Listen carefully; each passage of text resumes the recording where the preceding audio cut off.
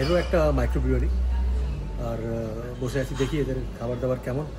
কি মানে কে আসছে, আমি খেতে ভালোবাসি বলে না আমার।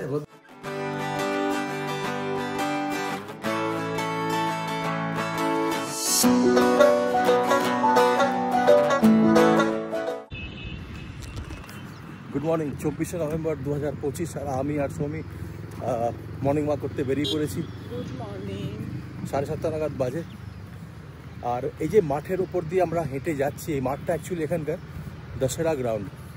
আজকে আমরা মর্নিং ওয়াক করতে করতে একটা আমাদের সেক্টরের মধ্যেই একটা পার্ক আছে। এই পার্কটা আপনাদের কখনো আগে নিয়ে আসেনি, আজকে আমরা এলাম।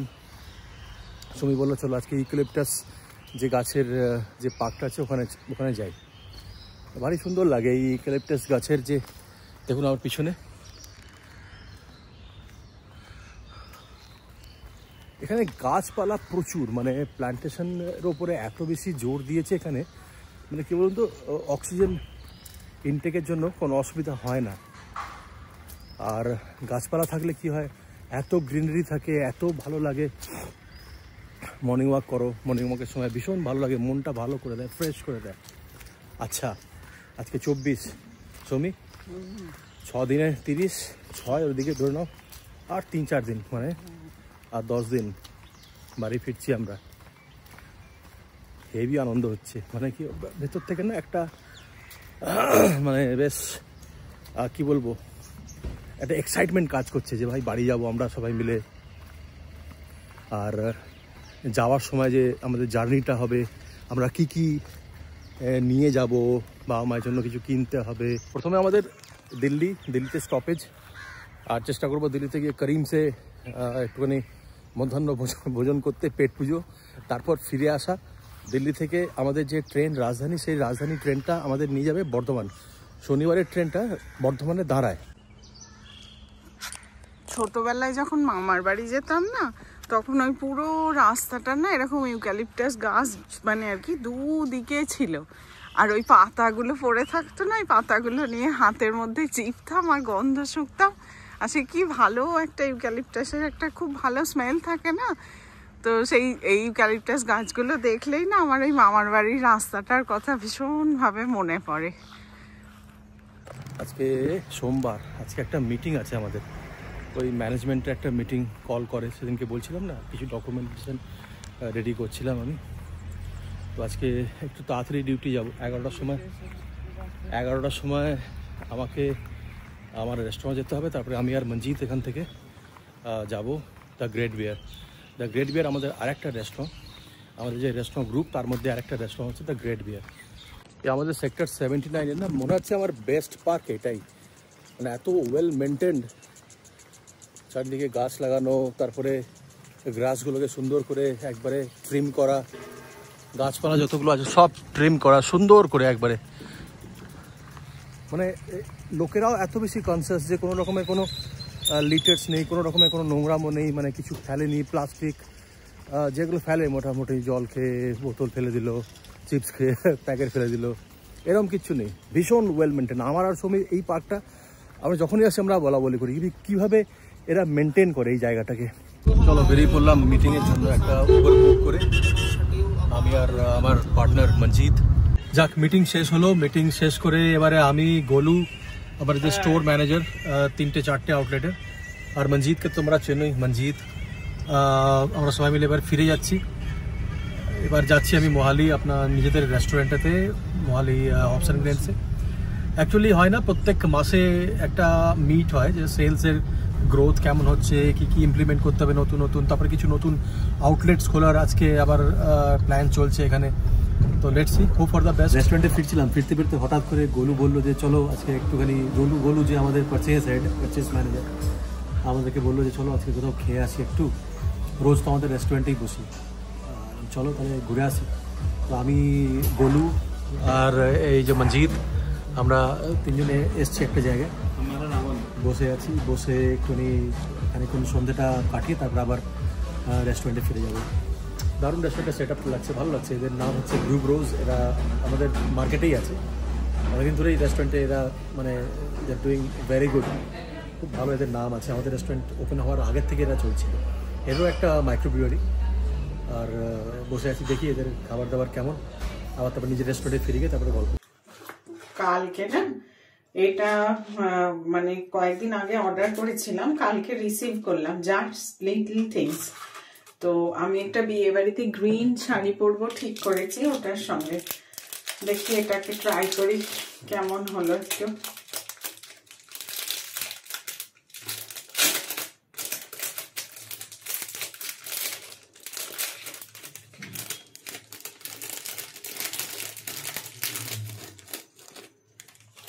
এই দেখো যে গ্রিন আর এর সাথে চেনটা,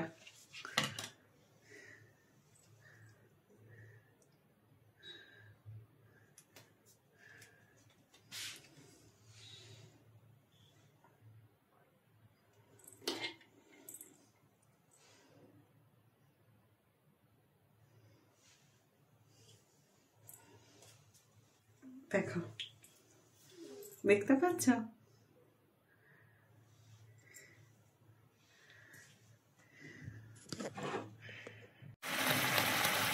আজকে না কালি মির্চ পনির বানাচ্ছি সোহমের জন্য। এখন তো শীত পড়ে গেছে, ও পনির খেতে খুব ভালোবাসে, তো আমি কালি মির্চ পনিরটা না এই ফার্স্ট টাইম বানাচ্ছি। দেখি যদি ভালো হয় তোমাদের সঙ্গে একদিন রেসিপিটা শেয়ার করব। ননকে খেতে দিয়েছি, নন খেতে খেতে ওর পাপারই ব্লগ লাগিয়েছে, আমাদের ব্লগটা দেখছে, আমাদের ব্লগটা দেখতে দেখতে খেতে খুব ভালোবাসে। এই বাবান, এই পনিরটা যে নতুন বানিয়েছি ভালো হয়েছে? দারুণ হয়েছে। এটা তুমি নতুন ট্রাই করেছো, কিন্তু একবারে মনে হচ্ছে না যে নতুন ফার্স্ট টাইম বানিয়েছো। এক্সিলেন্ট হয়েছে, রেস্টুরেন্ট স্টাইল একদম। একদিন পাপাকে বানিয়ে খাওয়াতে হবে।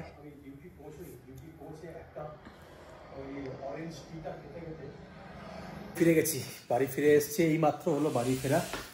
আর বাবান, আমি ঘরে এসে দেখি বাবান নেই, মানে সোহম নেই। সোহমকে আমি বাবান বলে ডাকি, ওর মা ওকে বাবান বলেই ডাকে। এবার ঘরে যদি বাবান না থাকে আমার মনটা ভীষণ খারাপ হয়ে যায়, যে কেন বাবান কোথায়। সৌমি বললো পাশেই পাঠিয়েছি, পাশে ওই যে ভেরকা দেখেছিলাম আপনাকে একটা, যে মানে আমাদের এখানে যে বুথ আছে, মিল্ক বুথ, ওখানে গেছিলো ও একটা কার্ডের একটা কার্ড নিতে, একটা প্যাকেট, দইয়ের প্যাকেট নিতে।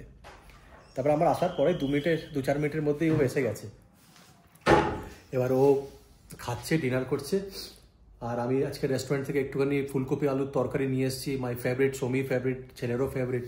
এবার সৌমি বানিয়েছে একটা দারুণ, বললো যে একটা দারুণ একটা পনিরের সবজি বানিয়েছে, কালি মির্চ পনির। হ্যাঁ, তো ওটাও আমি একটু টেস্ট করবো। সৌমি মাঝে মধ্যে এরকম নতুন নতুন রেসিপি ও মানে ট্রাই করে, and it comes up very well, খুব ভালো বানায় এগুলো। তো হ্যাঁ হ্যাঁ হ্যাঁ, সোহম যেহেতু বড় হচ্ছে, গ্রোয়িং এজ, তো ওকে নতুন নতুন জিনিস কিছু খাওয়াতে ওরও ভালো লাগে খেতে, আর ওরও রান্না করতেও ভালো লাগে। আর যাই হোক, একটু ডিনার করবো, বেশি খাবো না আজকে আমাদের মিটিংয়েতে বেশ কিছু খাওয়া দাওয়া হয়ে গেছে। তারপর আবার আসার সময় দেখলেন গলুর সঙ্গে বসে একটু ব্রু ব্রোজ যে রেস্টুরেন্ট আছে ওখানে বসলাম, একটু চিলি চিকেন খেলাম, তো একটু পেটটা ভারী লাগছে। যাই হোক, সৌমি খালি 1 কাপ একটু চা দিয়ে দিও। আর চা তো খাবোই, চা ছাড়া আমি থাকতে পারি না। চা আর একটা রুটি আর সবজি সবই বানাচ্ছে, রুটিটা সেঁকে সবজি দিয়ে একটু খেয়ে নেবো, ব্যাস। তো চাটা খাই, তারপরে ও হাসছে কেন কে জানে। কেন হাসছিস, কেন হাসছিস বল? হ্যাঁ, ও হাসছে কেন, ওকে জিজ্ঞেস করো তো কেন হাসছে, কেন হাসছিস বল, কেন হাসছে বলুন তো। কি মানে কে হাসছে?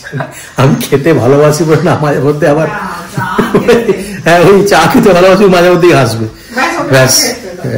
চলো আমি চাটা খাই, তারপর আবার দেখা হবে, চলো। মনটা ভীষণ খারাপ লাগছে আজকে, মানে ধরমজি মারা গেলেন 1935 সালের 8ই ডিসেম্বর নসরা আলি বলে একটি জায়গাতে, পাঞ্জাবে উনি জন্মেছিলেন। আর আজকে মুম্বাইতে উনি শেষ নিঃশ্বাস ত্যাগ করলেন। যদি প্রকৃতপক্ষে আমরা কোনো হ্যান্ডসাম হিরো বলিউডে পেয়ে থাকি, মানে এমন একটা ইমেজ, একটা পুরুষ মানুষের যেমন ইমেজ হতে হয়, হ্যান্ডসাম, ওয়েল বিল্ট, প্রথম হিমান্ত ওনাকেই আমরা জানি। তখন আমি যখন জামশেদপুরের কথা বলি, আমরা তখন ছোট, তখন না রোড শো হতো, মাঠে মাঠে বড় প্রজেকশন স্ক্রিনেতে সিনেমা দেখানো হতো। প্রথমে এরকম একটা সিনেমা আমি দেখেছিলাম, ফুল আর পাথর, যেখানে ধর্মেন্দ্রজিকে আমি প্রথম দেখেছিলাম। তারপর তো প্রচুর সিনেমা দেখা ওনার, ধরমজির ফুল আর পাথরের পরে সীতা আর গীতা, তারপরে শোলে তো আছেই। কিছু কমেডি ফিল্মসে উনি ভীষণ ভালো উনি অভিনেতা ছিলেন। আর সব থেকে বড় কি জানেন তো, উনি ওয়াজ এ ভেরি গুড পারসন। মানে আমরা তো ওনাকে কাছ থেকে দেখিনি বা আমরা কোনোদিন ওনার সান্নিধ্যে আসতে পারিনি, কারণ আমরা তো সাধারণ মানুষ। আর মানে আমরা যে এখন মিডিয়াতে দেখি যে উনি ভীষণ সফট হার্টেড পারসন ছিলেন। যাই হোক, রেস্ট ইন পিস স্যার। আমরা কোনোদিন ওনাকে ভুলতে পারবো না, যতদিন আমরা যতদিন বেঁচে থাকবো। আমাদের যে প্রজন্ম, আমাদের যে এই জেনারেশনটা, ওনাকে আমরা ভুলতে পারবো না। And irreparable loss. Rest in peace ধরমপাজি, উই শ্যাল মিস ইউ। যাই হোক, আজকের মতন এতটুকুই। মনটা খারাপ লাগছে, দেখা হবে কালকে। আর ভালোবাসবেন আর ভালো থাকবেন। Anirban, good night.